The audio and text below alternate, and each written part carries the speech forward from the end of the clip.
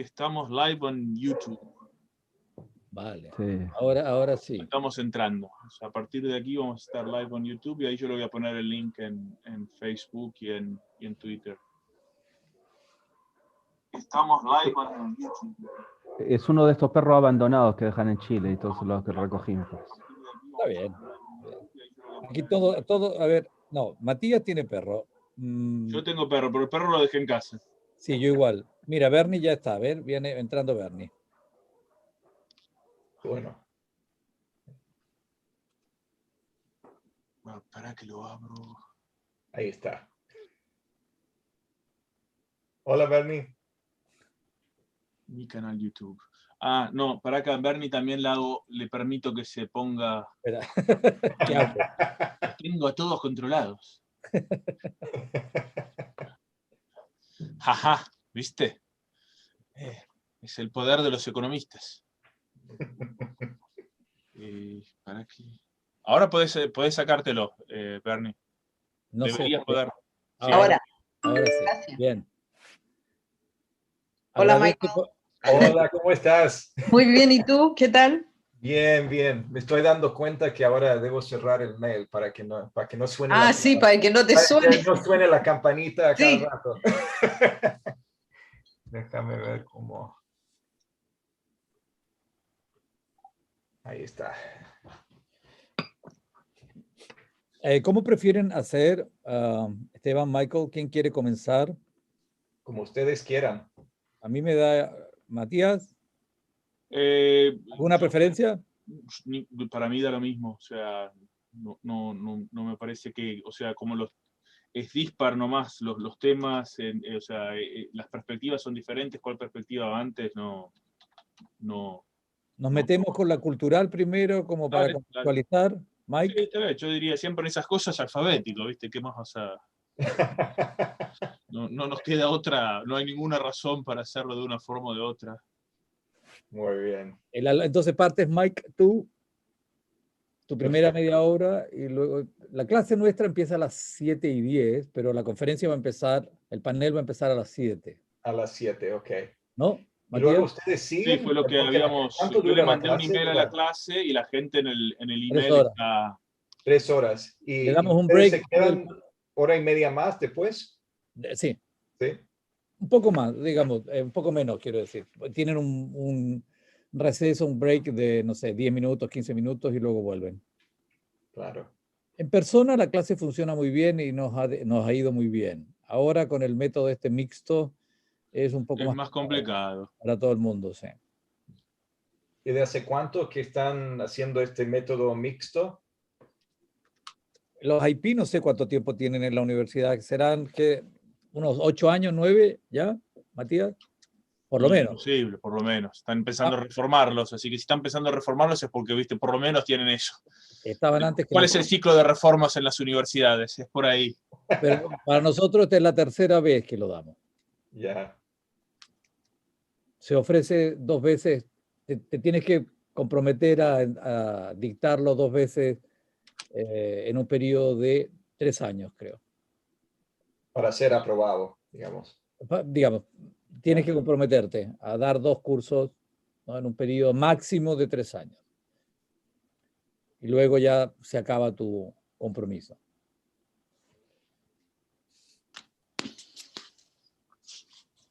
Ahí estamos. Dejamos entrar aquí a... Mira, está Alex Boyer. Sí, yo lo vi que se había escrito. Ahí se empieza a pulular y estamos live y ahí lo voy a poner en Facebook, lo puse en Twitter y ahora lo voy a poner en Facebook. Que hay siempre alguno más, uno pesca, de gente que por alguna razón no se escribió, pero termina viendo un pedazo u otro. Y ahí yo puedo mirar si ponen preguntas ahí también. ¿Para qué es lo que estoy buscando? Acá.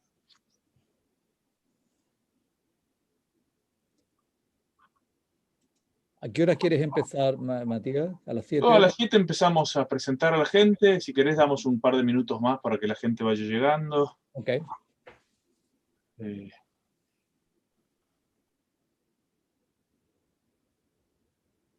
Porque en este minuto tenemos 17. Sí.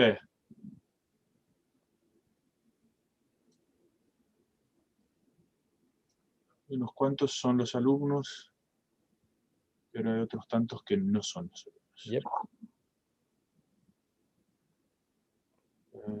Y los alumnos de vuelta, es el drama eso de las 7:10. Ah, mira. Sally también viene. Ah, mira vos. Mira.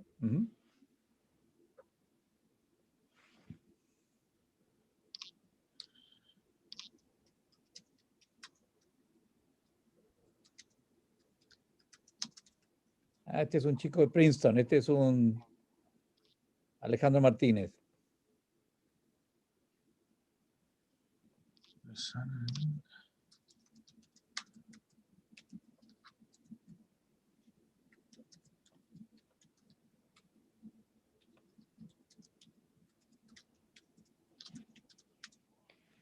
Ahí lo pongo y ahí nos movemos. Ok. Admiró. Qué buena. Falta un minuto todavía. Admiró. Ajá.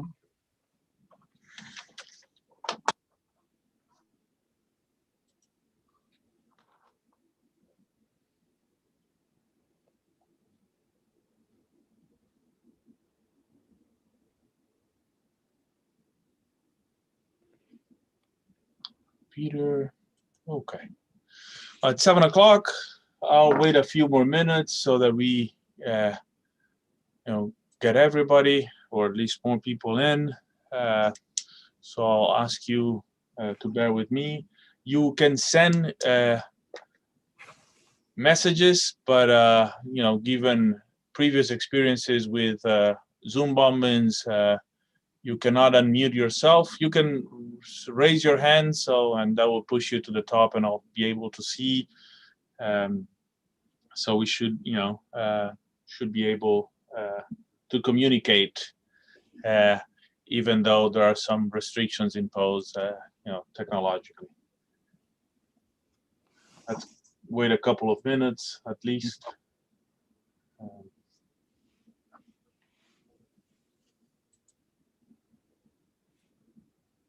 I saw your son, Esteban, was with Alyosha. He was registered with his Juniata email. Okay, another colleague.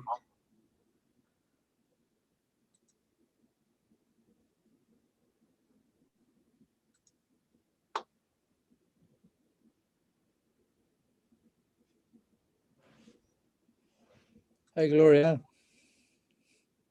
Hi, Valeska.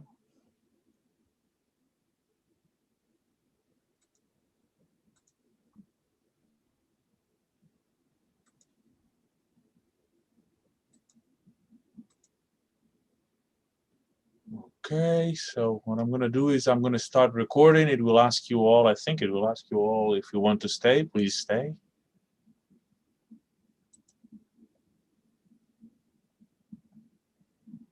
So now we're both recording and live on YouTube.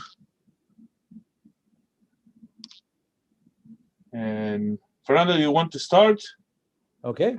I can keep track and get more people, coming in. So if you want, I think we're going to have Michael first and Esteban. So if you want to present Michael, and we have. Okay. So good evening, everyone. We're thrilled of having all of you here today for the panel discussion that is going to be led by Professor Michael Lazara and Professor Esteban Perez. This class, this panel is part of our class, the IP class 211, Memories of Neoliberalism. So I would like to start by introducing my colleague and friend, Michael Lazara.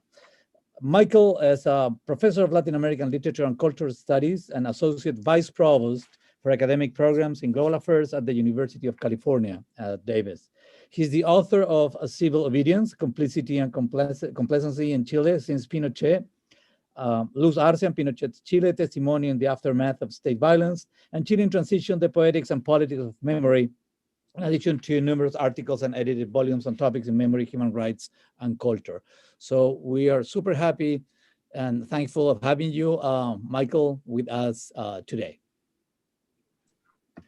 Great. Thank you so much to Fernando, to Professor Blanco, to Professor Vernengo for the kind invitation to be with all of you today. Thanks to everyone at Bucknell University. And I know people are joining from all over, so thanks for being here. It's one of the one silver linings is that we can travel easily through cyberspace to enjoy different talks and exchange ideas. So we look forward to dialoguing with you all afterwards. And it's a pleasure as well to be on this panel with Esteban Perez. I think having a panel to talk about Chile that combines the economic perspective with the more cultural perspective is a really interesting opportunity and juxtaposition. So I'm going to start by sharing, I'm going to share my screen here because I have a PowerPoint. We'll get started with this. Can everybody see that okay? Yes, we can. Perfect. Yep. And let me just go to the start. Okay, perfect. So I'm just going to jump right into it. The title of my talk is Reckoning with Jaime Guzman and Pinochet, Complicity, Memory, and Revolt in Neoliberal Chile. So I want to start with a more present moment, the October 18th, 2019 revolt in Chile. On October 18th, 2019, a seemingly small thing, a 3% hike in subway fares, set off massive protests in the Chilean capital that quickly spread across the country. Subway stations were ransacked and people took to the streets in droves to protest the neoliberal model that had been put into place by the Pinochet regime, which we recall was from 1973 to 1990. A neoliberal model that had been nurtured for more than 2 decades as well by Chile's democratic governments. Pensions, healthcare, gender equality, indigenous rights, and education were all key issues, as was the need to do away with the 1980 constitution penned under dictatorship that continues to haunt Chile even to this day. Other protests had, of course, been happening for years, but in the context of a global resurgence of right-wing regimes, all of the pain points of the neoliberal model suddenly converged in what seemed to be a singular moment of revolt in which Chile, as many said, woke up. Chile despertó. Chile had become a powder keg in which discontent with inequality, racism, classism, sexism, xenophobia, and the marginalization of certain groups, including women, sexual minorities, immigrants, and indigenous peoples, had clearly reached a breaking point. Almost immediately after the protests broke out, the right-wing president, Sebastián Piñera, declared a state of emergency. It was the first time that this had happened for political reasons since the 1990 return to democracy. This move quickly brought back memories of what we might call the bad old days: curfews, detentions, tear gas, rhetoric vilifying citizens, and turning protesters into branded enemies of the state. The ghosts of the past came back with a vengeance in a new moment of danger: rampant police brutality, the looting of homes, sexualized violence, torture, the criminalization of protest, maiming, and of course, the most emblematic violation of all, the loss of eyes, blinding by rubber bullets that the police rained down on the crowds. By December 2019, the UN High Commissioner on Human Rights had issued a report stating that more than 28,000 people had been detained between October 2019 and December 2020 in just those months, signaling a human rights crisis of massive proportions. Today, Chile is and isn't a different place. In a late October 2020 referendum, nearly 80% of Chileans voted to do away with the 1980 Constitution, perhaps the most salient symbol of the dictatorship's protracted grip on society. Over the next couple of years, this constitutional process will unfold, assuredly leading to greater degrees of democracy and inclusion. Still, as I mentioned before, the ghosts of the past loom large. The weight of authoritarianism, though certainly unraveled and undone in many ways, remains very much encoded on the DNA of certain members of the elite political class and can rear its ugly head in certain moments of threat. People complicit with the Pinochet regime continue to hold positions of power, and many human rights violators of the past and of the present still roam free in impunity, despite many advances and years and decades of valiant efforts by human rights activists. In short, if we think of Chile right now, we can say that the country seems perched on a precipice for change as the world waits and watches to see the extent to which the legacies of Pinochet and his civilian accomplices will be laid to rest. Taking up a thread in this talk from my book, Civil Obedience, Complicity and Complacency in Chile Since Pinochet, which was published in 2018, I'd like to reflect a little bit this evening through cultural production and reference to a couple of films in particular, about one particular ghost that's been particularly hard to keep at bay. That is the ghost of Jaime Guzmán Errázuriz, neoliberal Chile's founding ideologue, the principal author of the 1980 Constitution, a man vehemently hated by the left and martyred by the right after he was assassinated in 1991 at the hands of the left-wing group Frente Patriótico Manuel Rodríguez. A staunchly Catholic man who, according to more than one source, also grappled with a closeted homosexuality. By all accounts, one of the most influential figures in the design of contemporary Chile, perhaps one might argue even more so than Pinochet. After a few brief words about Guzmán, just to kind of, for those who might know, not know as well who he is, I'll then turn to focusing on two films that in a way grapple with the specter of Jaime Guzmán and in which that specter surfaces either directly or indirectly. The first of these films is Chicago Boys, which I know some of the students in the class have seen. It's a 2015 film by Carola Fuentes and Rafael Valdeavellano, which foregrounds the present day first-person memories of 5 Chilean economists who trained at the University of Chicago under Milton Friedman and played key roles in Chile's neoliberal counter-revolution.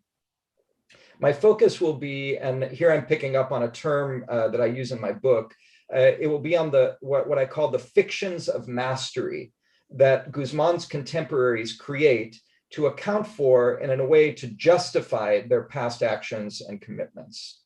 And the second film that I'll talk about is called El Tío, which came out in 2013 by director Mateo Iribarren. And it's produced by and stars Jaime Guzmán's biological nephew, a man named Ignacio Santa Cruz, who plays the role of his uncle in the film. In the film, a member of Guzmán's own family struggles to come to terms with his uncle's legacy. The film, I think, shows quite interestingly how younger generations are trying to break free from the chains of the past, though not without angst and not without consequences. The juxtaposition of these two films will allow me also to talk a bit about the fraught memories and ethical dilemmas of the political right in particular, and it will help me to draw a contrast between how Guzmán's own contemporaries are remembering their founding father versus how a younger generation is starting to take steps toward a more thorough, though sometimes, at least in the case of this figure on the right, admittedly incomplete reckoning with this critical but still somewhat enigmatic figure. So let me start a bit with Jaime Guzmán. 1946 to 1991 were the years of his life. And he has gone down in history, as I mentioned before, as the Pinochet regime's most influential civilian collaborator. As the author of key documents, such as the dictatorship's 1974 Declaration of Principles and Pinochet's infamous 1977 speech on Chacarillas Hill in Santiago, in which he advocated for a, quote, authoritarian, protected, integrated, and technophile democracy, Guzmán played really a decisive role in creating and promoting the unique marriage of neoliberalism with authoritarianism that would shape Chile throughout the 1980s and beyond. Even more importantly, as the lead author of the 1980 Constitution, he would be responsible for designing and institutionalizing what political scientists have called the authoritarian enclaves of that Constitution, designated senators, the now defunct binomial electoral system, etc., which really cemented the Pinochet regime's legacy for many years and haunted Chilean politics long after the 1990 transition to democracy.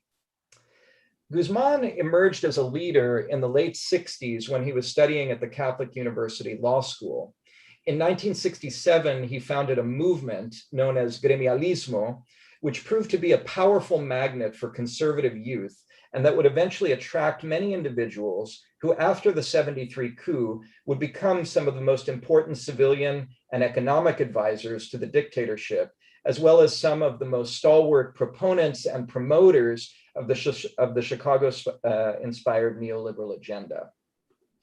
As an advisor and a speechwriter and a media presence throughout the dictatorship, Guzman was one of the most vocal promoters, for example, of the idea that on the 11th of September 1973, Pinochet and the military had saved the country from the brink of a civil war.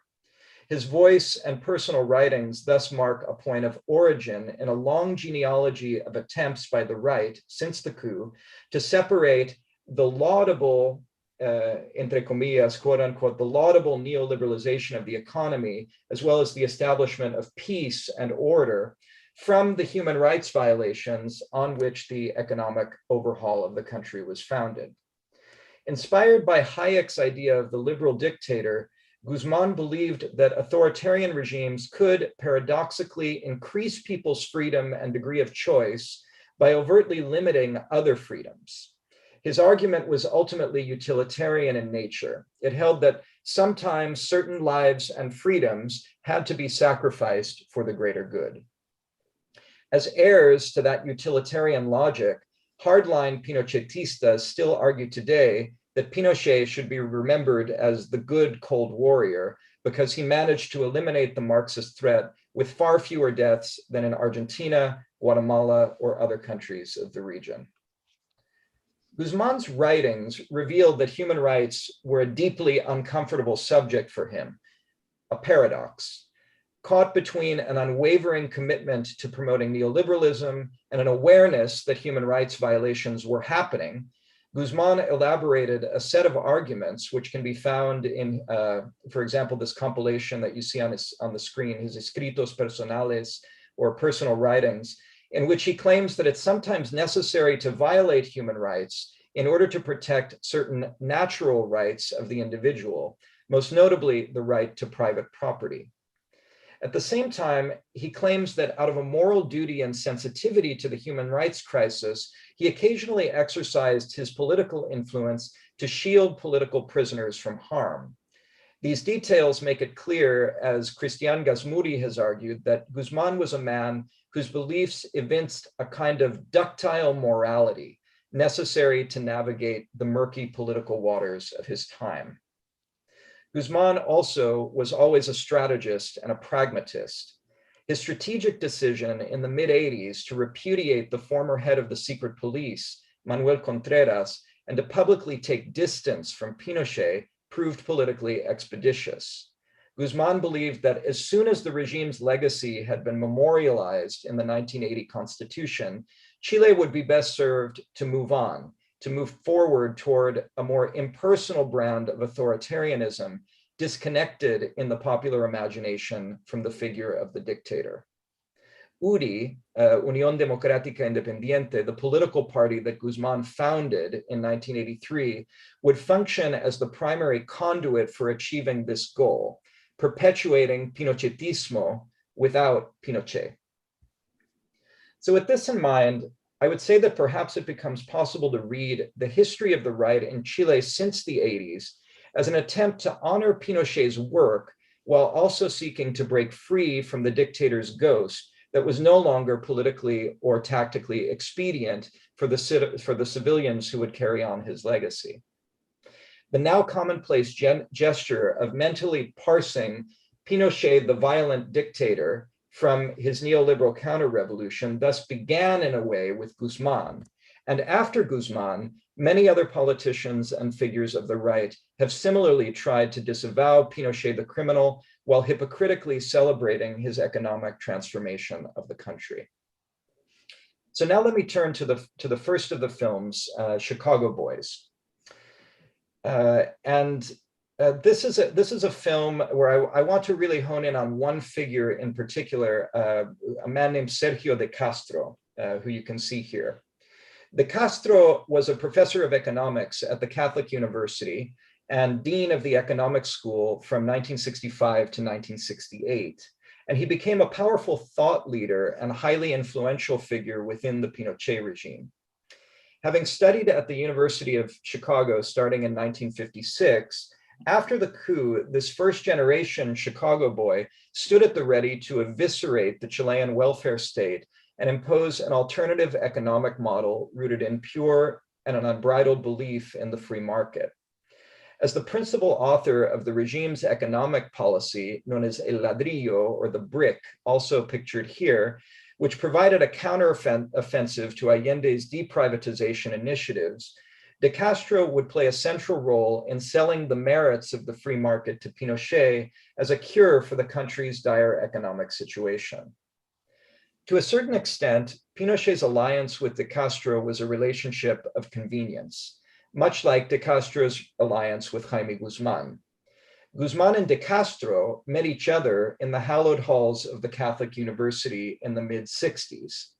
The two were immediately drawn to one another by certain natural affinities, their staunchly Catholic beliefs, their shared conservative and traditionalist background, their skepticism about democracy, their hatred of socialism, and their adherence to authoritarianism as the best way to correct what they saw as a chaotic situation.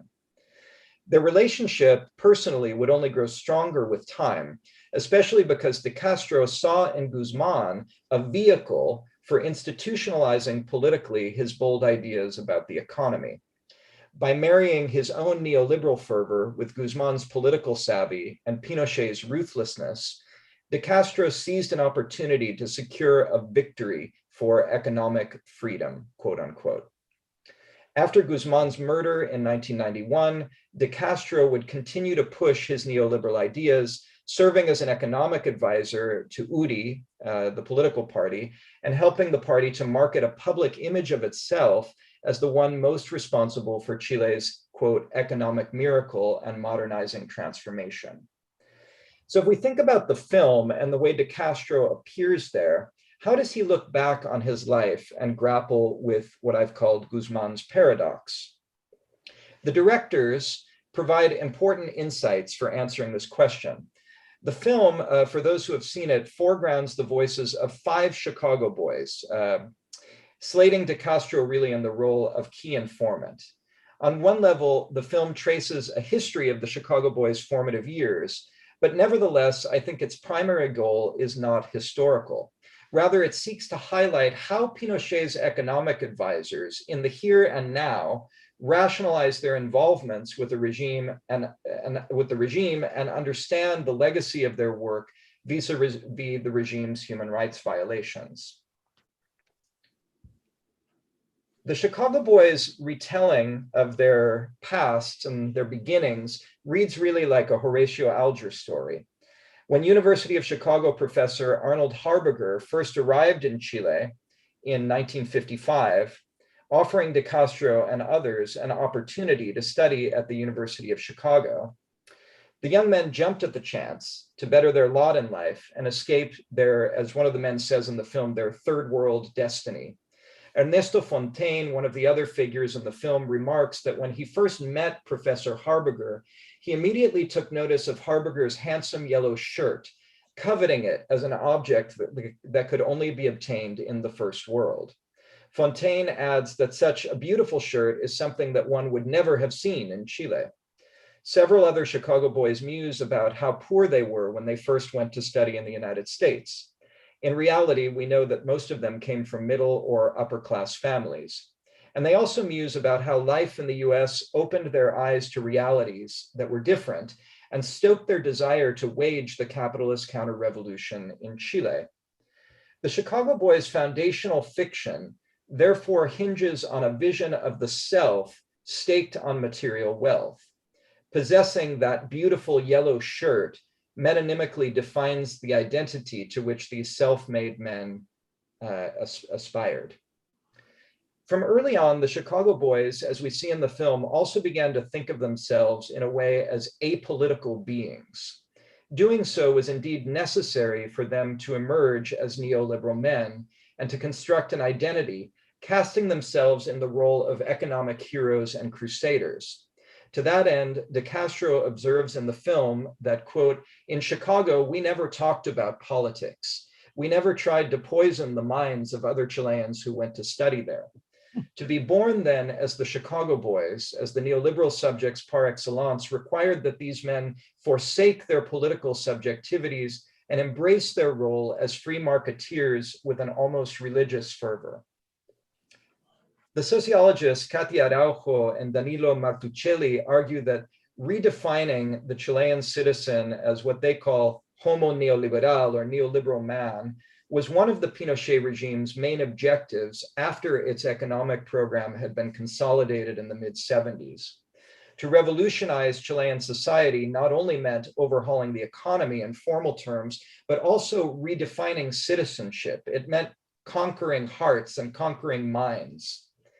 The UDI politician Joaquin Lavín, in a well-known book whose cover you see on the screen here, called Chile, una revolución silenciosa, a quiet revolution from 1987, speaks directly to this objective when he writes, quote, "Over the last decade, from 77 to 87, Chile has experienced profound change, transformations that are modifying the ways in which new generations of Chileans live, think, study, work, and rest, the way they dress, the food they buy, the way they spend their time, the cities in which they prefer to live, the majors they choose in school, everything is changing." It's the end of the quote.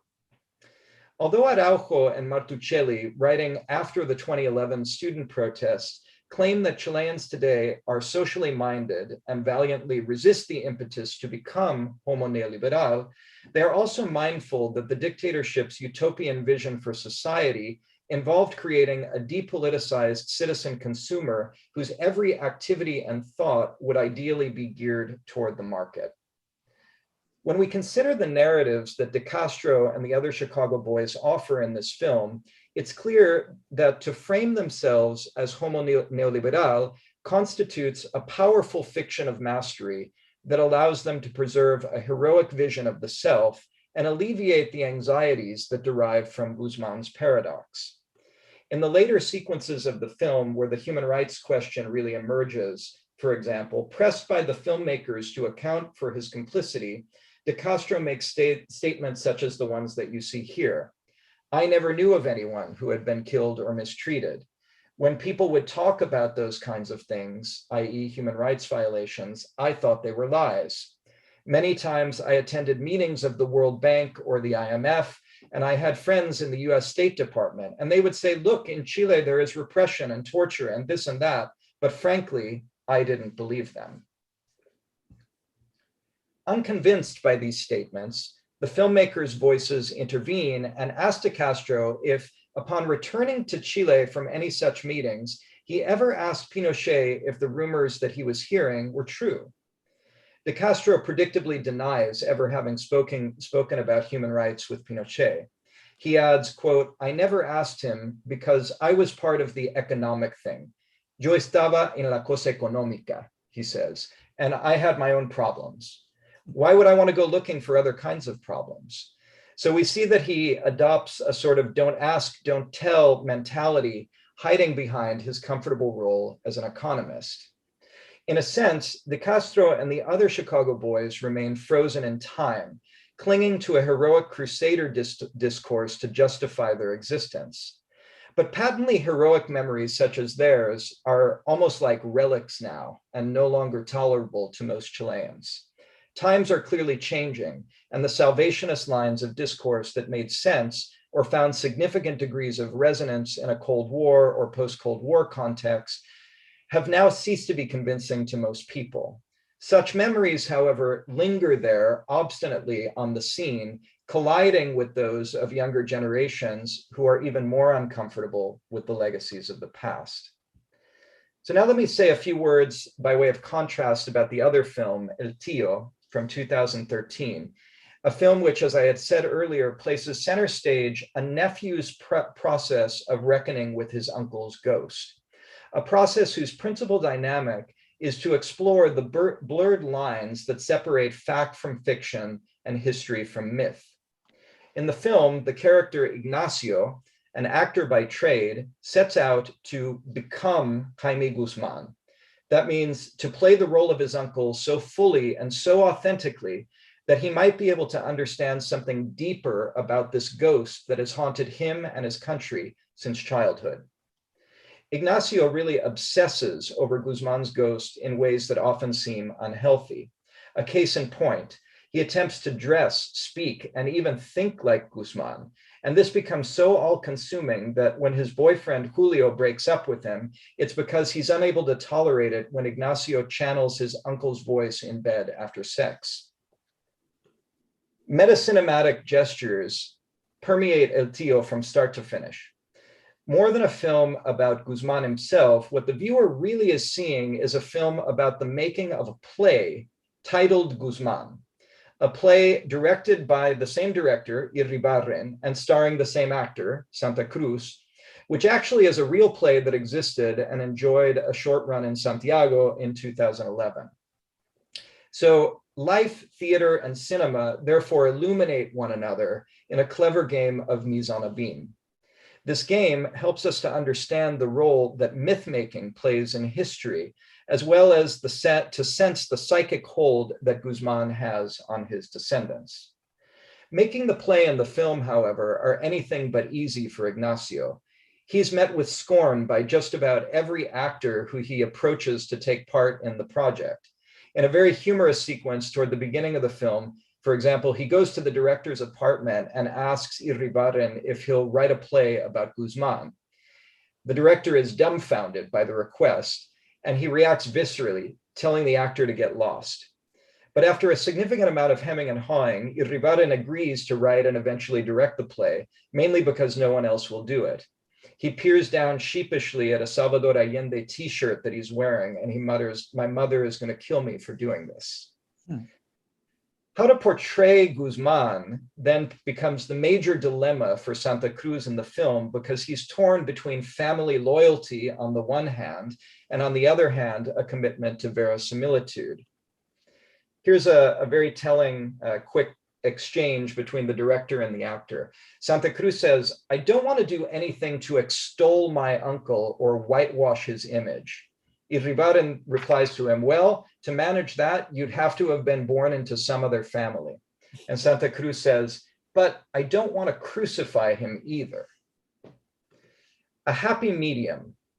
The film, though critical of Guzman in a lot of ways, ultimately opts for what I would call a poetics of ambiguity regarding certain aspects of the historical figure, both public and private. For example, regarding Guzman's position on human rights violations, El Tío, in a very similar way to some written sources on Guzman, raises the question of whether Chile's neoliberal ideologue ever intervened on behalf of political prisoners, but affirms that there's no real proof that he did. Guzman's purported homosexuality also receives ambiguous treatment in the film. Throughout El Tío, different characters opine as to whether or not Jaime Guzman was gay, leaving open to speculations questions as to whether Guzman could have had an intimate relationship with former President Jorge Alessandri.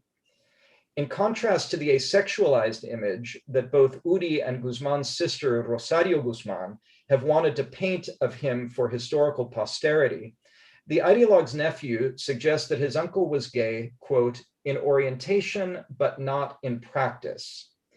In an interview with Caras magazine, he points to another paradoxical aspect of Guzman's figure that both he and Irribarren try to capture in the film. And this is a quote from the interview with Santa Cruz. He says, quote, "We suggest that the most traditional Chilean figure of the last 60 years, Jaime Guzman, was essentially a liberal at heart, un liberal del alma. And that despite this inner liberalism, He created also the harshest and most conservative thing that we have in our country, the Constitution. So Guzman's sexuality, like his stance on human rights, thus become keys to reading him as a conflicted, tormented, paradoxical, and ambiguous historical figure. In a sense, the figure of the secret hovers around Guzman's homosexuality and becomes metonymic of a larger air of secrecy surrounding the Chilean transition. Understood as a metaphor, the film urges us to reflect on the secrets that have pervaded Guzman's family, the political right, the military, the Concertación, the Nueva Mayoría, etc., and becomes hyper emblematic of the pacts between left and right that founded the transition. When secrets are kept and pacts are made, the hyper-masculine homonormative order remains undisturbed. Said in a little bit of a different way, Guzman's sexuality had to be repressed for the foundational fiction of Pinochet's Chile to take hold. In this sense, the ghost of Guzman's unresolved sexuality in El Tío becomes one strategy for questioning that fiction and laying bare, perhaps partially, certain unspoken pacts. And furthermore, as Professor Blanco might suggest, it allows us to discover, quote, the imaginary matrix that hides the direction of social desire in Chile's post-democracy. That is, a desire for higher degrees of equality, recognition of rights, and a deepening of democracy, but that's covered over by the implotments of certain hyper-conservative, publicly circulated, and also legitimized memory narratives. Santa Cruz comes from a new generation, one that grew up under dictatorship and that inherited Pinochet's legacy without being directly responsible for the coup or the situation that led to it. Like other artists, he certainly takes distance from his object of inquiry. Acting and performativity become ways of trying on and testing questions and subject positions whose answers might prove uncomfortable if they were addressed more directly. I find this gesture toward performance very compelling in El Tío, because through it we see a younger generation rehearsing the past, bringing it up close and channeling it vicariously so as to gain a better grip on it. To that end, we see younger actors exploring questions in the film, such as what was it like to experience torture, or what was it like to be General Pinochet, or General Contreras, or Jaime Guzman? While older actors that we see in the film resist playing these roles, younger actors seem to embrace the challenge. Of course, making this film was very costly in a personal sense for Ignacio Santa Cruz. Everyone in his family, except for his mother, alienated him for doing it. And he was thoroughly chided by his uncle's political cronies, who did everything they could to block the film's distribution.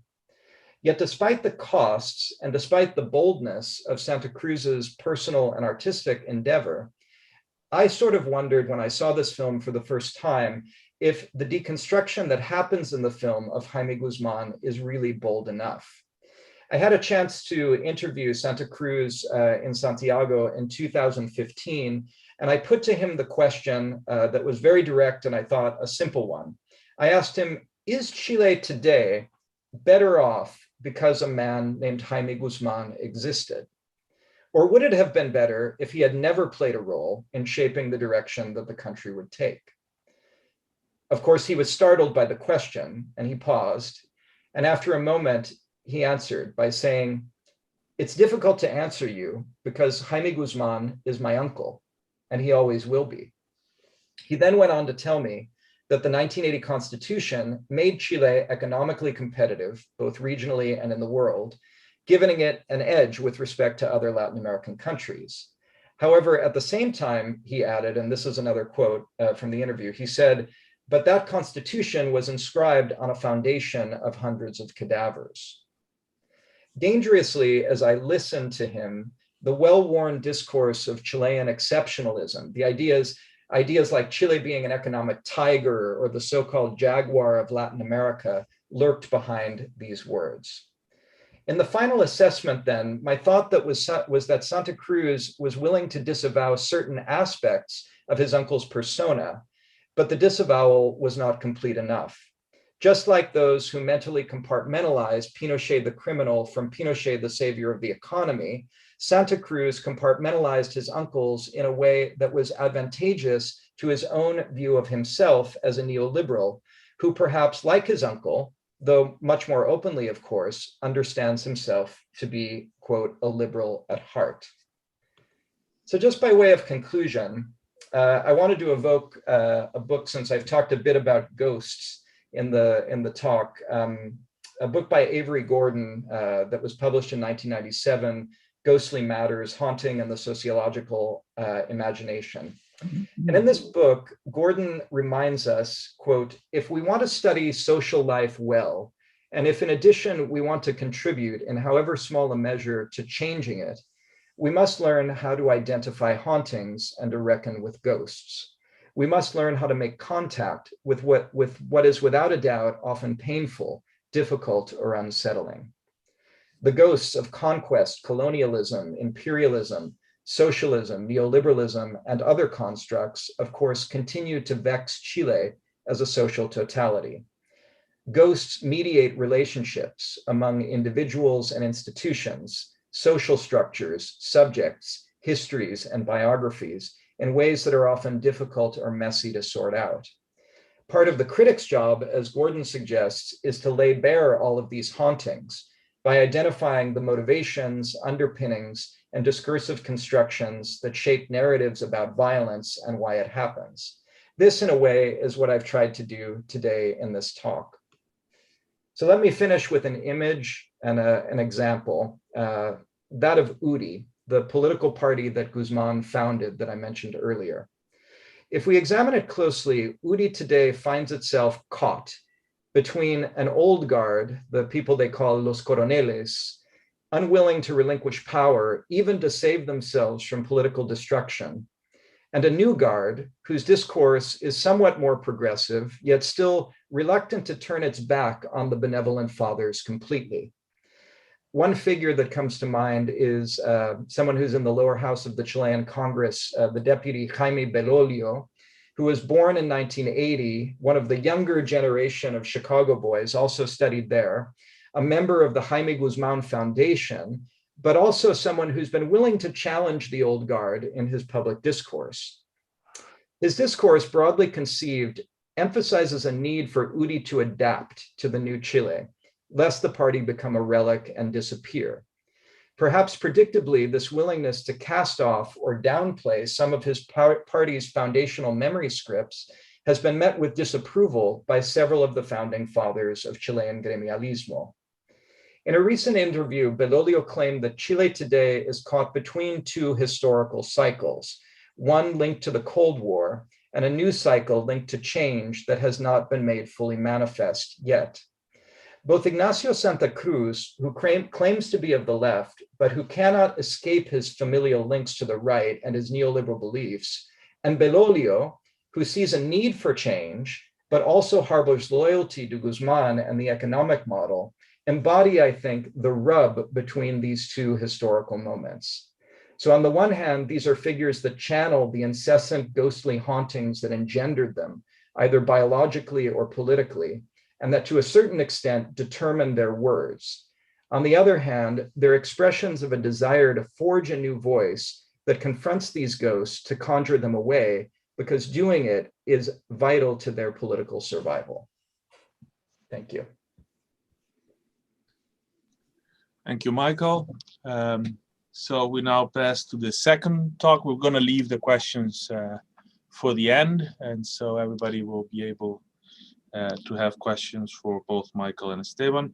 So our second talk, we turn to from the cultural aspects of neoliberalism in Chile to the economic aspects of neoliberalism in Chile. And we have from Chile, he's talking from Santiago, which we thank because it's 2 hours later than us, Esteban Pérez Caldentey. Esteban is the chief of the Financing for Development unit at the Economic Commission for Latin America and the Caribbean.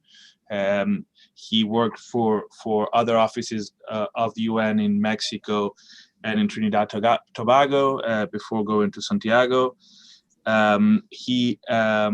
He's the co-editor of the Review of Keynesian Economics and the New Palgrave Dictionary of Economics. Has many books and journals. I cite more recently a book on Why Latin American Economies Fail by California University Press, and intellectual biography of Roy Harrod, who was the biographer of John Maynard Keynes, published by Palgrave Macmillan in the collection Great Thinkers in Economics. And Esteban, I should say, I didn't say that at the beginning, Esteban has a PhD from the New School for Social Research, so that puts him, I suppose, far away from neoliberal economists.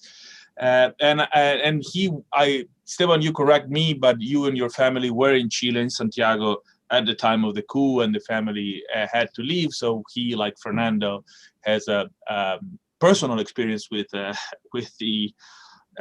dictatorship in Chile. So without further ado, I think you should be able to share the screen if you want to do so, and in case you have a PowerPoint. Okay, thank you very much. I would like to thank Matias and Fernando for the invitation, and it's a pleasure to share the talk with Michael. I'm going to share my screen, and I'm going to be talking about as Matias says, about the economic aspects of the neoliberalism in Chile. The title of my talk is Reflections on Chile's Economic Model and its Consequences. And I'm going to start talking about Chile's neoliberal agenda. As we all know, Chile abandoned its state-led development model in the 1970s. That started before the Allende years, actually started in the 1960s, and embarked on a free market, outward-oriented strategy focused on stabilization, liberalization, and the extended privatization of the productive apparatus. During the Allende years, as most of you know, there was a movement towards nationalization of the means of production. The country consolidated its reform process in the mid-80s, following several setbacks, major financial crises during 1981 and 1983, including during the years of Castro as a central banker, I think a minister, he was a central banker, as head of the central bank. And it is this reform process, in fact, that has guided economic policy to the present day. I'm going to argue, I think Michael mentioned this, that the economic model did not suffer significant changes after Pinochet, after the start of the democratic process in the early 1990s. And I would like to talk a little bit about Pinochet's creation by quoting Jacobo Timerman from Death in the South. And I think Jacobo Timerman really hit on the nail when he distinguished what was the Pinochet's creation in terms of the dictatorship. I think it's quite related to what Michael was saying from other type of dictatorships. And I'm going to read the quote. He said the Chilean dictatorship did not carry out an activity that has been generally characteristics of dictatorship. It has not indulged in what Latin America call pharaonic works. Consumerism was the great pharaonic work of Pinochet.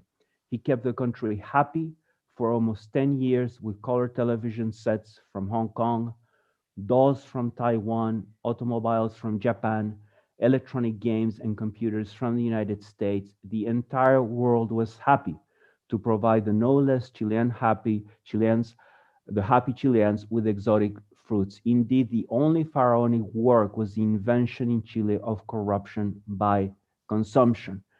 The energies of the majority of the population were spent on consumption. Meanwhile, torture and murder was a response to the heroism of the few Chileans who were not seduced by Pinochet's creation.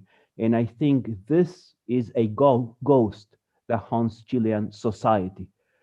Consumerism and something which is attached to consumerism that has prevailed in Chilean society for a very long time, for decades, centuries, which is classism and a class-based society.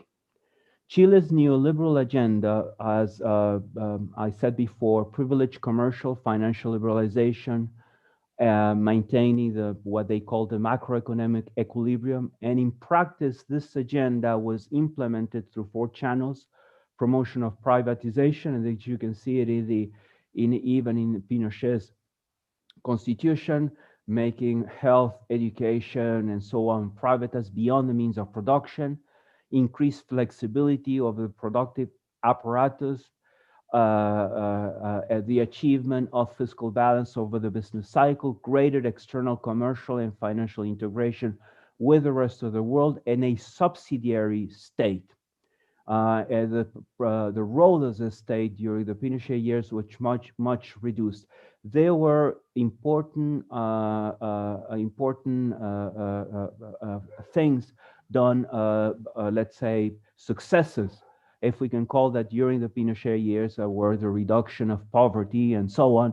But in fact, the state, in terms of health, in terms of education, became extremely subsidiary, as education and health were essentially services that were privatized. This is data on the functional classification of total expenditure by governments from 1990 to 2010, which start in 1990 and move on to Bachelet. And these are the post Pinochet years, before the government of Piñera, which show basically 2 Christian democratic governments, Alwin and Frey, and 2 socialist government. And you will see that there's not a lot of differences in terms of the functional classification of income, whether it's social functions, maybe a little bit towards Bachelet, but less than in Frey. There was some spending in health. Housing was about the same. Social protection remained about the same. Education was very similar to the Frey, maybe a little bit more, but there was no really improvement in terms of public expenditure toward developmental needs of the population. And if you take into account or you compare public spending on primary education as percentage of total spending in, for example, Chile, you would see that it's much lower, with the exception of Brazil, than in Paraguay, than in Peru, than in maybe a little bit higher than in Argentina or than in Colombia. So at the same time, let's say, where Chile was portrayed as an economic miracle and a free market miracle, it was a poster boy of neoliberalism. Actually, what the data shows, it's a very poor management of the social and developmental needs of the population. A second way through which this neoliberal agenda was implemented was through privatization. And privatization, as I said before, increased its influence over the main sectors of productive activity: agriculture, mining, manufacturing, and also services. Mining, which was nationalized by the Allende government, eventually became became a private activity. And as I will show you, the public use of mining was oriented towards capturing rents, economic rents, for the military for the military in Chile, to build up the army, the armed forces, the navy, and the air force. In the particular case of mining, in spite of the fact that the constitution gave explicit ownership of all mines to the Chilean state, The existing system of concessions had granted the de facto control of the mining activity to the private sector. The private sector also operates the majority ownership of telecommunications, financial transport services, and as I said before, social services such as health, education, and pension have also come under private hands. The fiscal policy, which is the third, let's say, pillar that characterizes this economic neoliberal agenda, was basically administered in terms to control external risk of the credit rating of the economy and provide the required fiscal space for the functioning of monetary policy. In Chile, there's a fiscal rule, and monetary policy has the prerogative to maintain price stability. The fiscal rule makes it fairly difficult in Chile to really undertake counter-cyclical fiscal policies relative to the behavior of GDP. And then besides fiscal policy, also the Chilean neoliberal model was based on increased commercial and financial integration with the rest of the world. In fact, today, Chile has about 25 commercial agreements with more than 58 trade partners.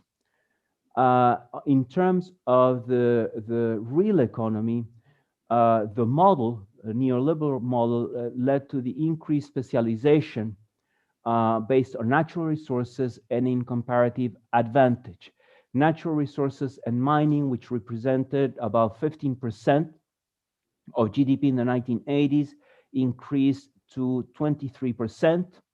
Natural resources and mining represent about 75% and 50% of total exports of goods and services.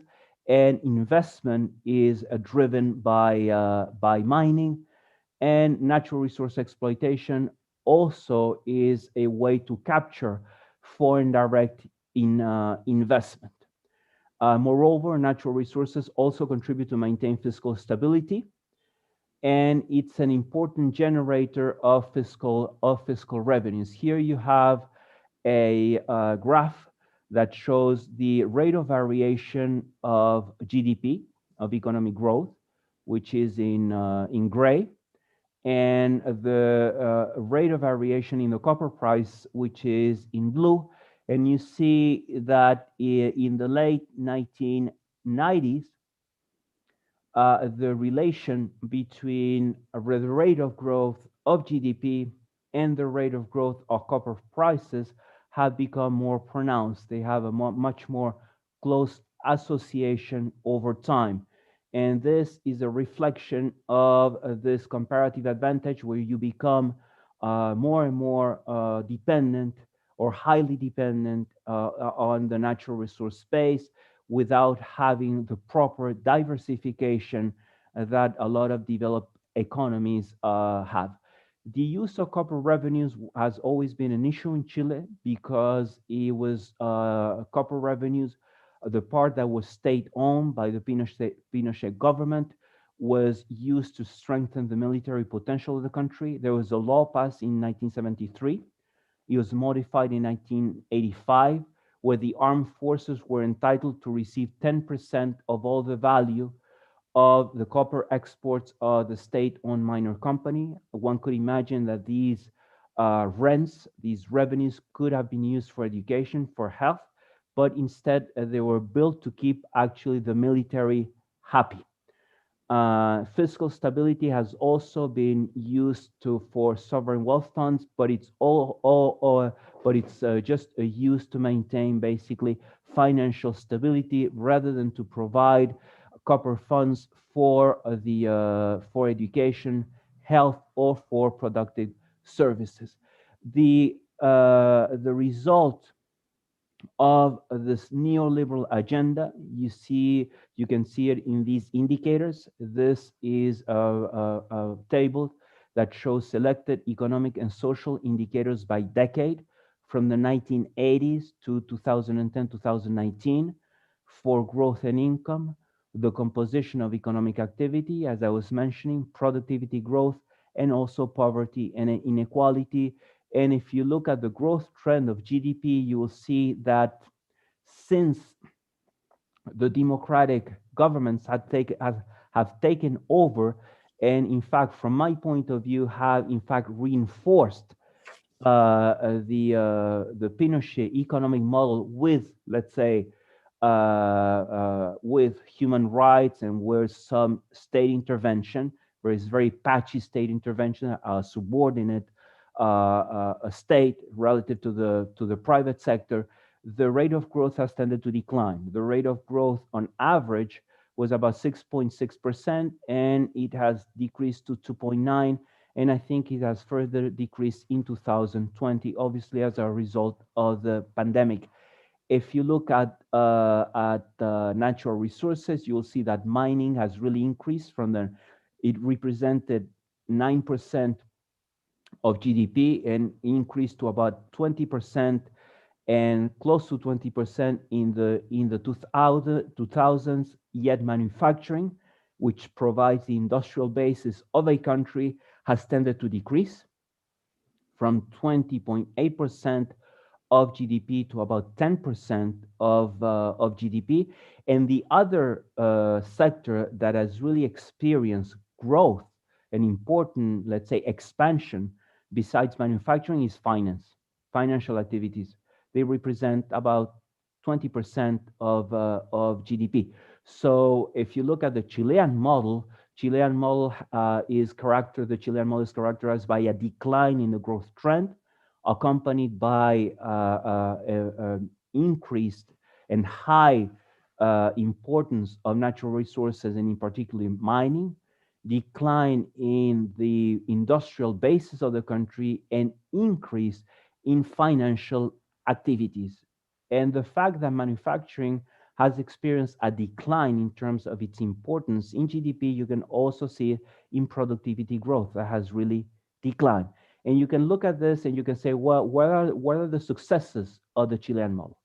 And one can look at the successes of the Chilean model in terms of poverty, the reduction of poverty, that the 45% to 14% of the total population, that was always mentioned and was always argued by Pinochet economists, how they reduce poverty and how the GDP per capita increased.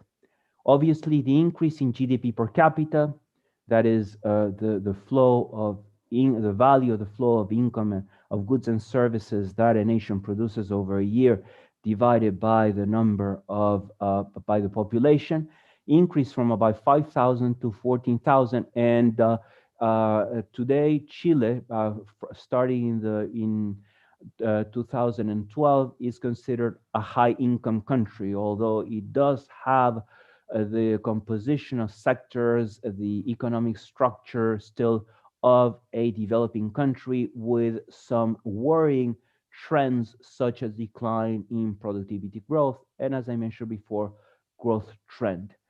I'm going to turn to inequality in a little bit. Now, this evolution of the Chilean economy has been accompanied by an increase in inequality. Here you see the Gini coefficient, which is 56, which is fairly high in terms of Latin America. You could see the inequality related to profit share.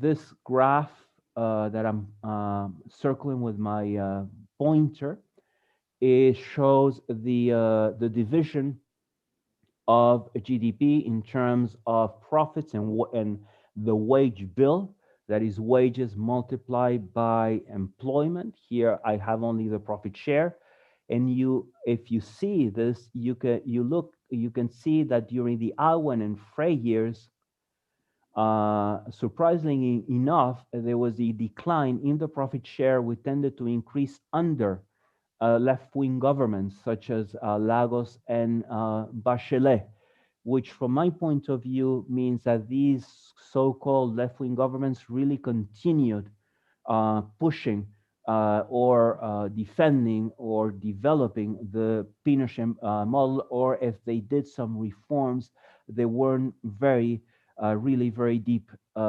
reforms. And the profit share is tied to natural resources. So this is an economy where you have a natural resource base that's very important. This translates into profits, and profits translate into inequality. And I'm going to show you some graph in terms of inequality. One last thing that I wanted to mention, if you look at the second graph, this shows the profit share and copper prices. And copper prices increased in the 2000s because there was a big commodity boom at the global level. This commodity boom, increasing copper prices, translating into profits, and obviously part of this was also captured by the military, the rents. This is a graph that shows income inequality, and it shows you the share of 1% of 0.10% and 0.01% richer in income between 2005 2010. That is, for example, the blue column shows how much of the income that is earned in Chile is obtained by the 1%, and the 1% gets 30% of total income, and the 0.01%, they get 10% of the income, which is huge, which is much higher than the one, let's say, for Germany, 12% versus 5 versus 2.3%. Wealth inequality is about the same. 1% of the highest, the people that have the highest wealth has 17% of the wealth. 5% has 42.67%, and the 10 highest percent has more than half of the wealth, have more than half of the wealth inequality. And this wealth inequality is tied in a little bit to, in some way, to the structure of production, as I mentioned before. Where do the percentage of profits go? And the percentage of profits partly goes to mining, and partly of that, a part of that went to the military for a long time. Now the law is under review and has been has been eliminated, or will be eliminated very shortly. And it goes to construction and real estate, and it goes to finance, to financial activities. And the fact that you have an increasing profit share, an economy that's growing to profits, and this goes to mining, constructions, and real estate and finance, it reveals in a certain way the development model of Chile. If you look, for example, manufacturing, the percentage of profits, or agriculture, which are the productive sectors besides mining, they capture a much smaller share of profits, and obviously also on wages. The highest wages are paid by the financial sector. And besides the high wealth and income inequality and the decline in GDP per capita growth trend, there is a third, I think, stylized fact that it's important to highlight in the case of Chile, and that's the increase in debt. This is, and when I say increase in debt, it's mainly the increase in private debt. This is a graph constructed on the basis of data from the Central Bank of Chile that shows debt as a percentage of GDP by households, by general government, and by the non-financial corporate sector on the left-hand side. If you look on the left-hand side, here I'm using my pointer, in 2020, the debt or the non-financial corporate sector, that is firms, reached about 120% of GDP. If you compare it with other developing economies, Asian economies, it's a little bit below what China. Chile is, in fact, the private sector, one of the most indebted emerging market, economies in the world. If you look at the public sector, the debt is not very high. It's about 27%. This is what everyone complains about. But if you look at the private sector, households have a debt that's close to about 50% of GDP. And that reveals the fact that a lot of people, because wages are so low and they're not earning, the profits and income go to a certain segment of the population, which is those that earn or that have the highest income and that are at the highest income brackets. The rest of the population, in order to afford that consumerism, which is Pinochet's creation, have to incur into debt. So I would say that the legacy of the Pinochet regime and the legacy of the governments of the Concertación that followed and that in a certain way solidified the Pinochet model is a declining rate of growth, a structure of production very biased towards natural services, an increase in the concentration of profits, and high inequality, and an increase in debt as a percentage of GDP. And the big question that certainly one has to ask, are these going to be structural features of the Chilean economic model in the future, or can the reforms that are being trying to push through, let's say, a change in the constitution, through the revolt, the social outbreak that has to do a lot with debt under declining income, higher concentration of property, higher concentration of wealth and income, can actually reverse and change this development model. Thank you very much. Thank you, Esteban. And so now we are going to have questions. What I'm going to do is we're all in here. I'm going to, given that I'm sure we're not going to have any Zoom bombing at this point, so I'm going to allow participants to unmute themselves, which you were so far forbidden. So anybody now can sort of unmute themselves. And so, Fernando, I don't know if you want to coordinate this, but we can sort of open up for questions for both Michael and Esteban. Yeah, sure. I mean, there's a couple of things that you can do. You can either raise your hands or just leave your question on the chat and we can go over the question. Let me do, yes. So everyone can see the chat now. Okay. So everybody can sort of write. Okay, so we're going to open the floor for questions for our guest.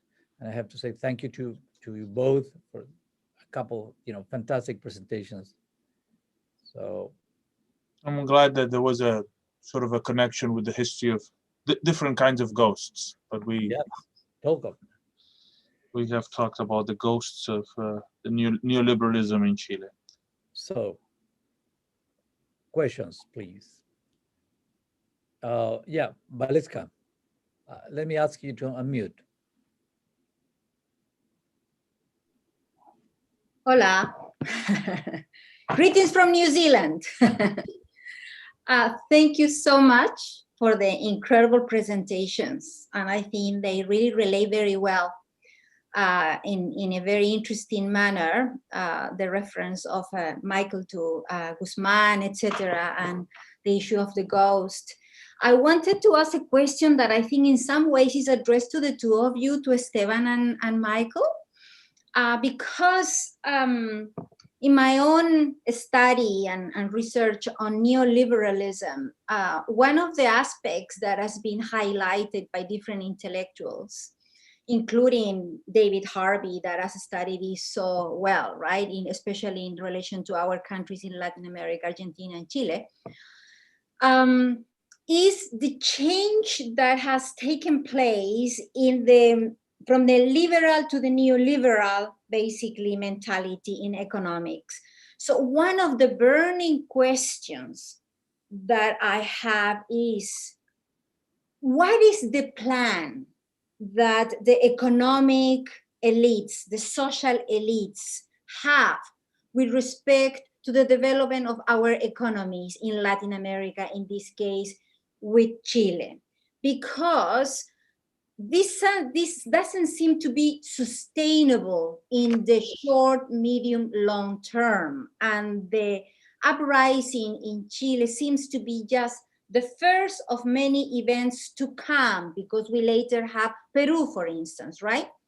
So what is the plan? What is the economic sustainability plan that the economic, financial, social elites have? Because as you have said, Esteban, in a very, very clear manner in your data, that there is a decline in growth, that there is an increase in the dependency on natural resources, that there is a decline in the industrialization, and there is an increase in financialization. Basically, what your synopsis is telling us is that we are becoming unsustainable, right?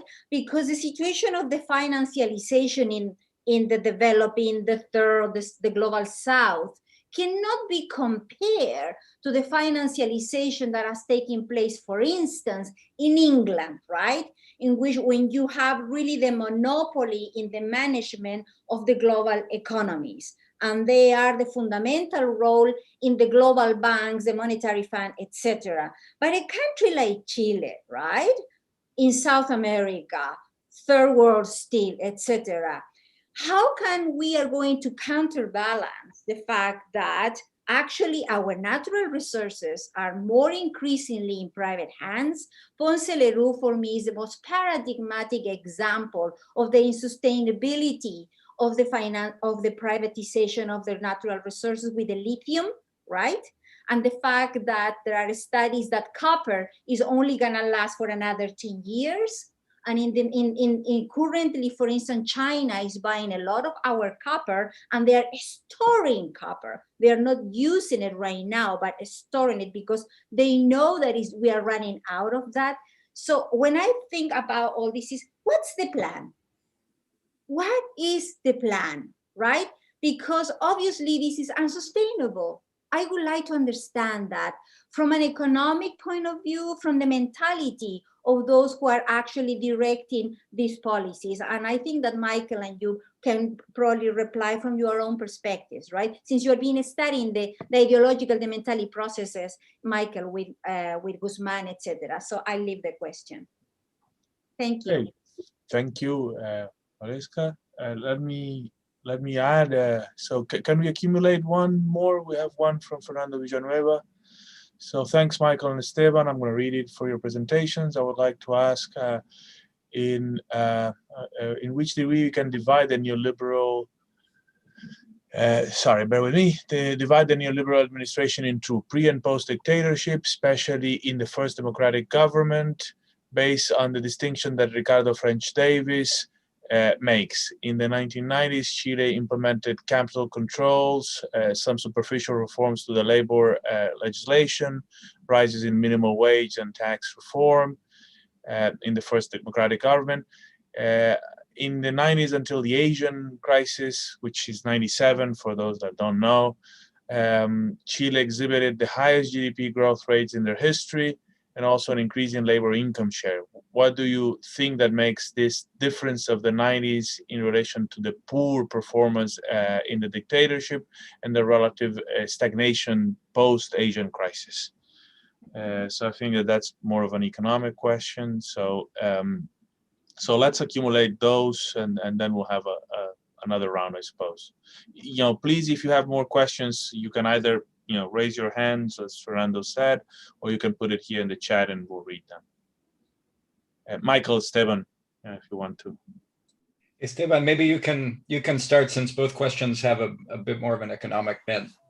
Okay.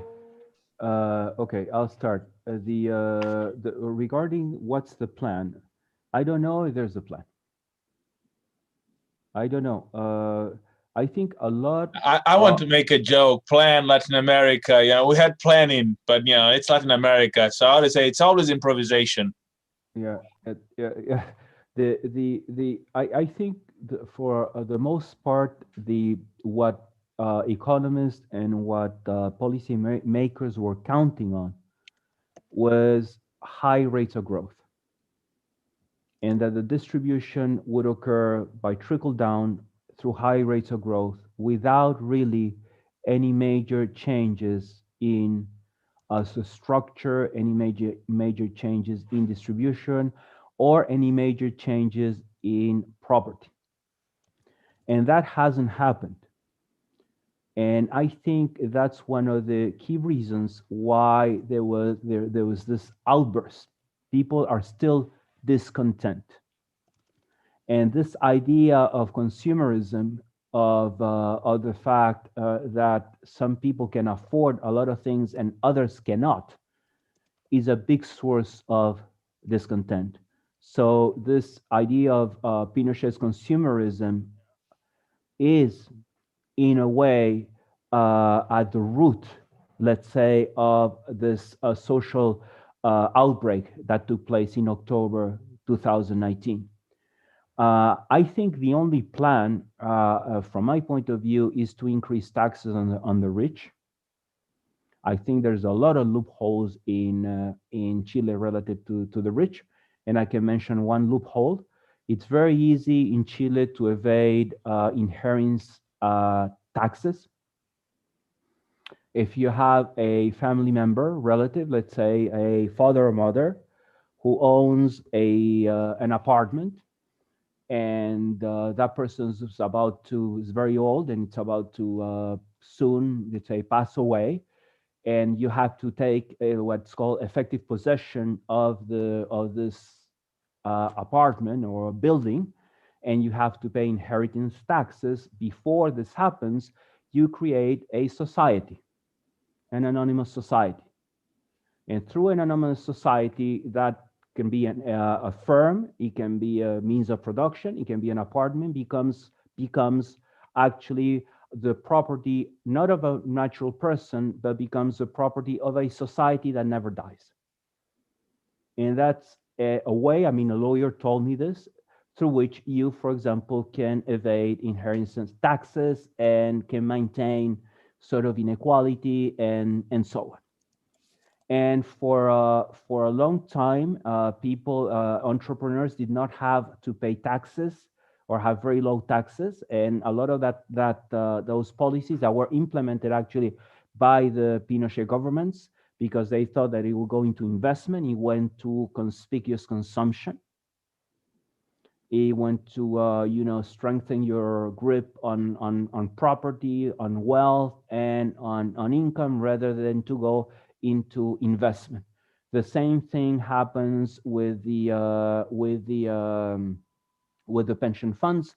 This idea that people would save and you go to investment, but actually it went to enrich some individuals and partly the financial market. So I think you need a real tax reform, and there's a lot of opposition to that.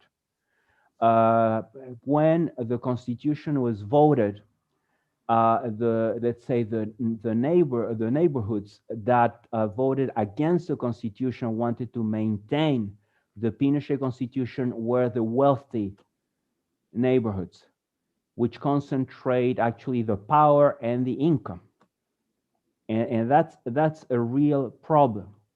The other problem is the intervention of the state.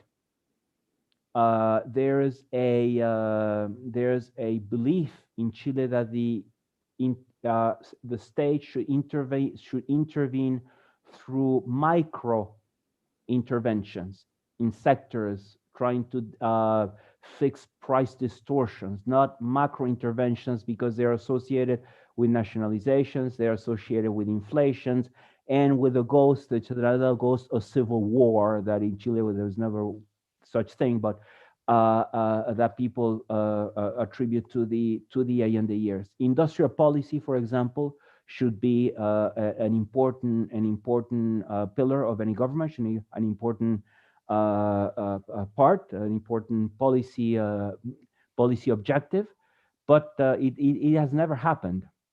And there are for example, two ministers of economics here. There's the Minister of Finance, which the stability and the Ministry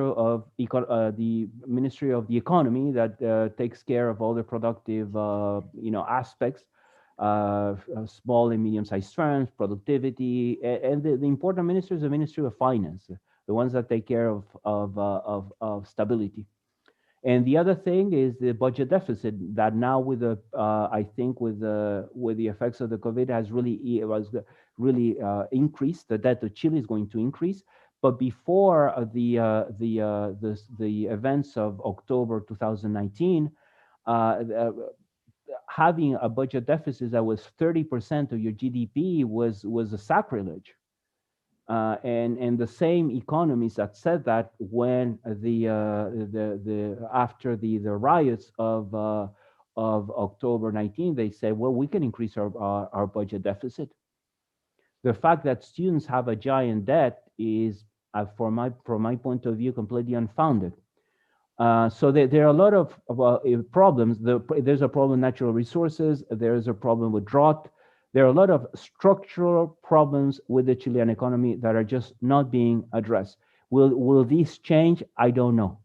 Right now, I think there's a lot of people trying to fight to keep what they can of the existing model. And it's a very divided society. There are 11 or 12 presidential candidates. This is a country of 18 million people. So how are you going to, progress within those parameters or within this context? I'm not sure. If I may sort of add on the questions that were there, but for Michael. So do you think, so you're talking about Guzman, who was central for the constitutional sort of straitjacket in which the Mexican society, not just the economy, was sort of how much do you think what Esteban alluded to, the continuity, which you alluded to, the continuity to some extent of the Pinochet policies in the post Pinochet era, have to do with that constitutional sort of grip? And because from what Esteban is talking, Esteban doesn't mention the constitutional sort of stuff. So how much of you think that comes from that constitutional sort of grip that Guzman was central for? Right, it's an interesting question. I mean, I think that the Constitution played a really important role at first during the dictatorship, because it was one of the key vehicles for institutionalizing the regime and for kind of securing its legitimacy in time.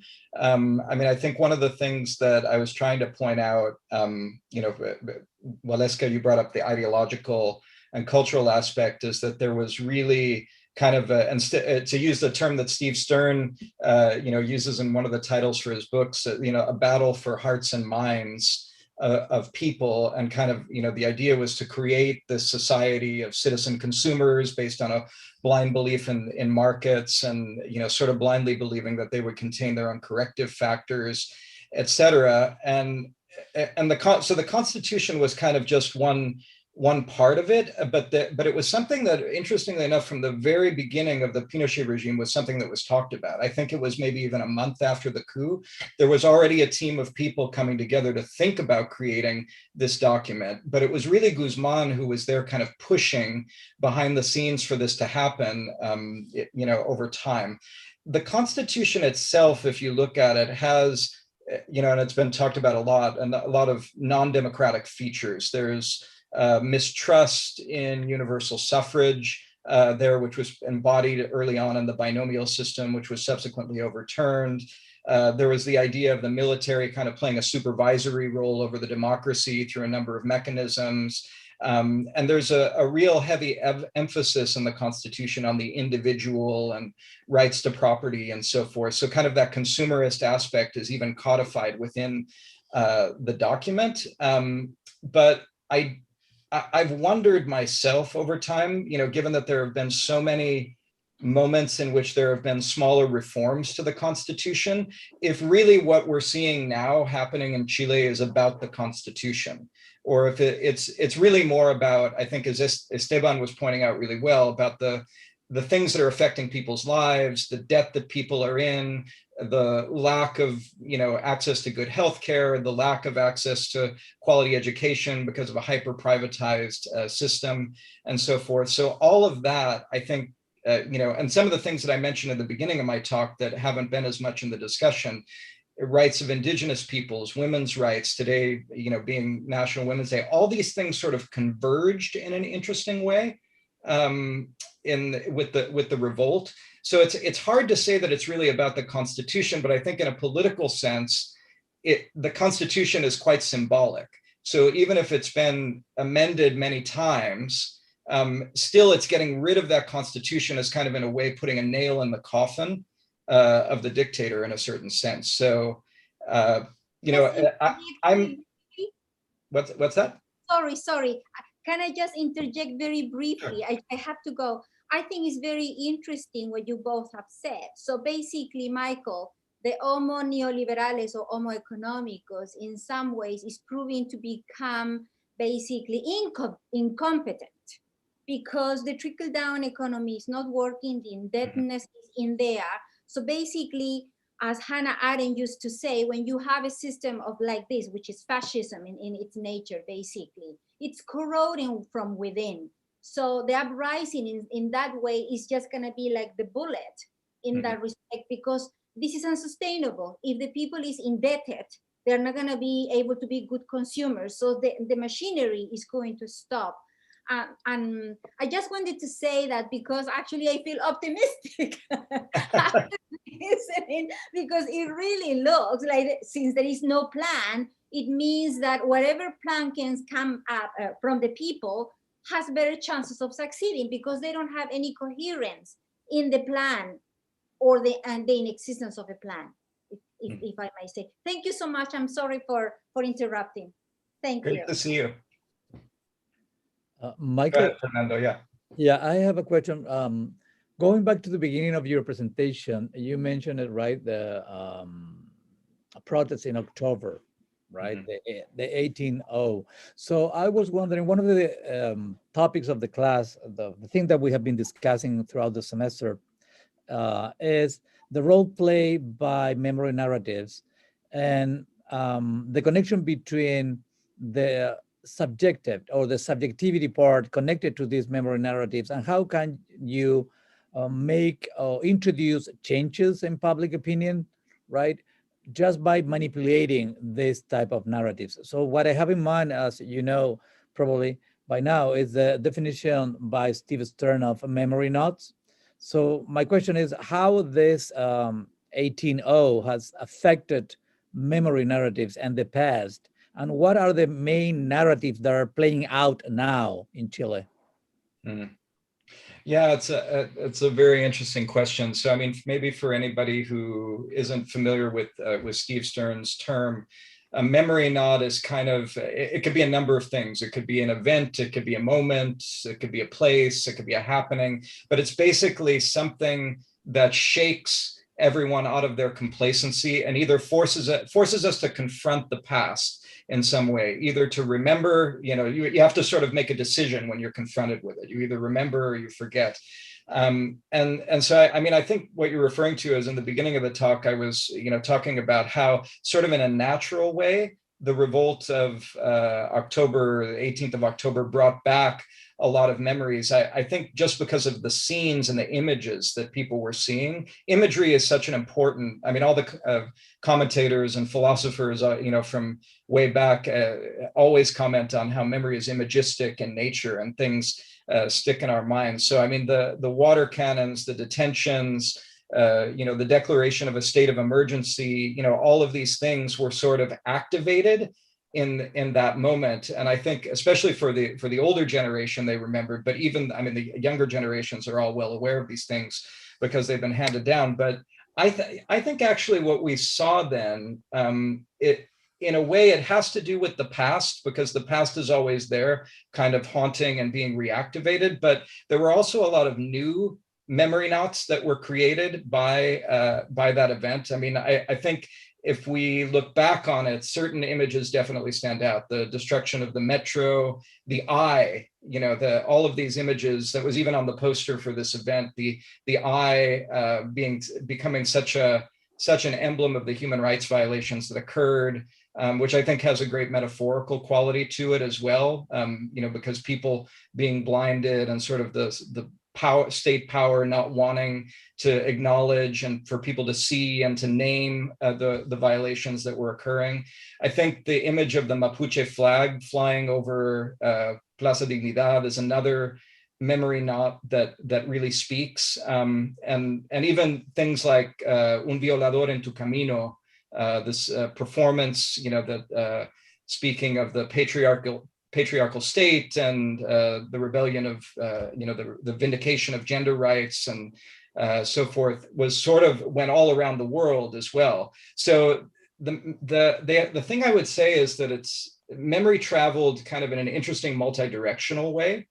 And the memory knots, you know, kind of moved from present to past and past to present and even beyond Chile, because in a way, this was a Chilean moment, but it was also part of a global moment.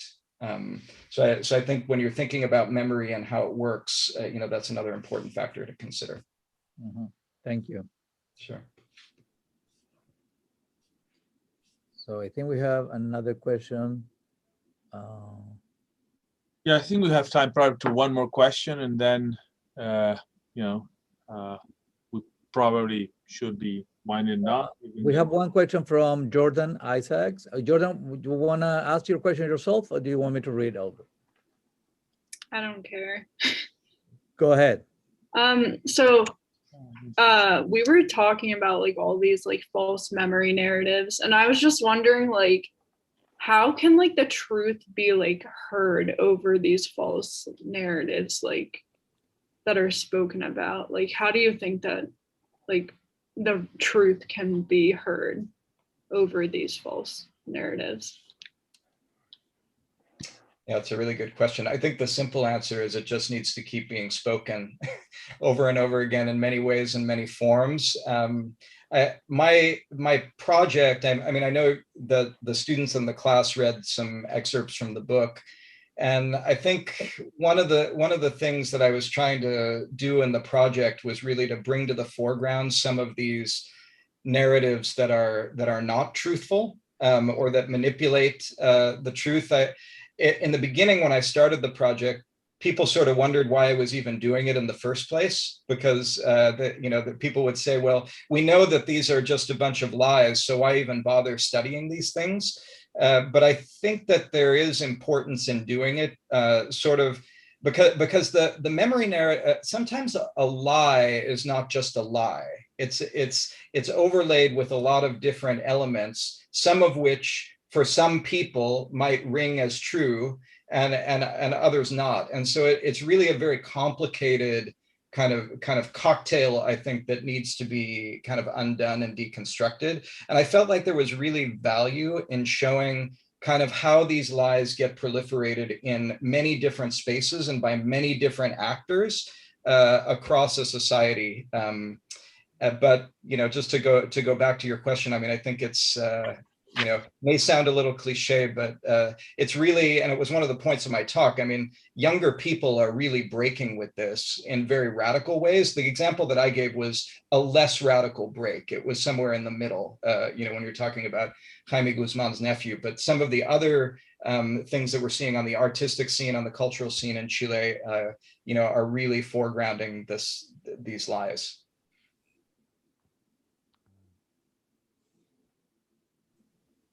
Yes. So yeah, that's the question about false narratives. I think is a very, very important question.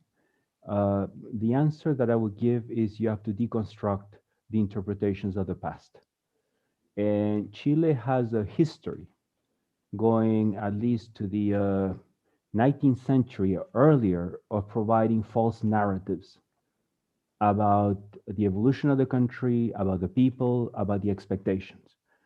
There's a famous book in Chile that was written in the 19th century, which is called Martin Rivas, And Martin Rivas tells the story of a young man that comes from a poor family, that comes from the countryside, marries, goes to Santiago, marries into, falls in love with a young woman of a wealthy family. The father is thrilled. He gets into the wealthy family, and everything ends up honky-dory. If you read the same type of narrative in Europe, let's say the Black and the Red, about Julien Sorel, he was killed. He was basically killed because he tried to break social class boundary. In Chile during the Allende years, there were also false narratives that if there was a military intervention, military in Chile did not torture because there were Chilean militaries. They were going just to do the coup and then turn over the power to the civilians. And when the torture started to happen, and there was a complete denial of it. Even the president that took over in 1990, Alwin, there was a report that was written on the tortures, and when he was asked, when the report came out and he was a president, he says, "Really, wow, it's really shocking. I didn't know this." And of course, he knew. The lie of the Civil War is another false narrative that there was a military intervention because otherwise Chile would have gone into a civil war. A civil war, you need two armies, you need transportation, you need hospitals, you need doctors. There's never a civil war with just one army. So I think it's very important to deconstruct the past, I think. And one of the main ways that a false narrative is implemented in Chile is through the class system, which is the main, I think, stumbling block to social and economic progress. Thank you. The same thing happened with the social outbreak in 2019, because those things did not happen in Chile. They could happen in Ecuador. They could happen in Bolivia because they're less developed, but in Chile, no, because Chile was an oasis. And when the outbreak happened, then the people that were in the high income brackets, the wealthy people, they blamed foreign terrorists that were doing this. Okay, thank you. Well, thank you so much to Michael and to Esteban. I think this was very good for not just our students, but there's also some colleagues and and some people also from the outside community. So we thank you so much for taking time to come in and talking to us about the Chilean experience. And I think that we're all a little bit more enriched by that. Hopefully, we can think about some of these issues that were raised about Chile, about other societies, including our society here, that also has to deal with reconstructed memories and the way we sort of think about what's the truth and what is going on. And we also have people in protests on the street.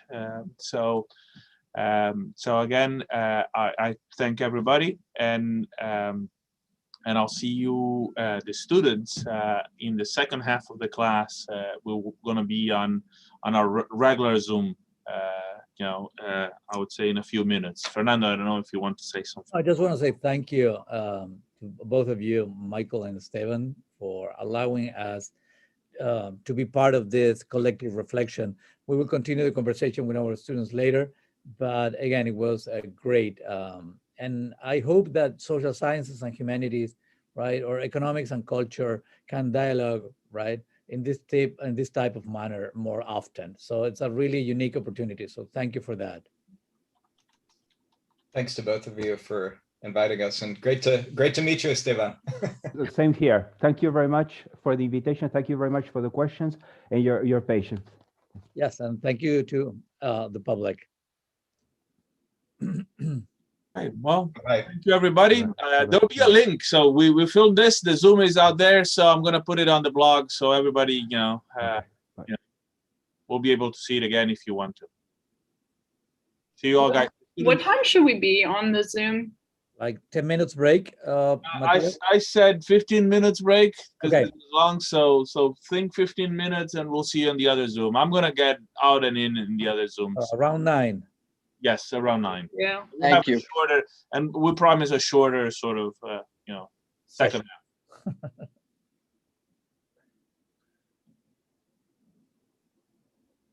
Nos vemos en el otro. Vamos al otro ahora, voy.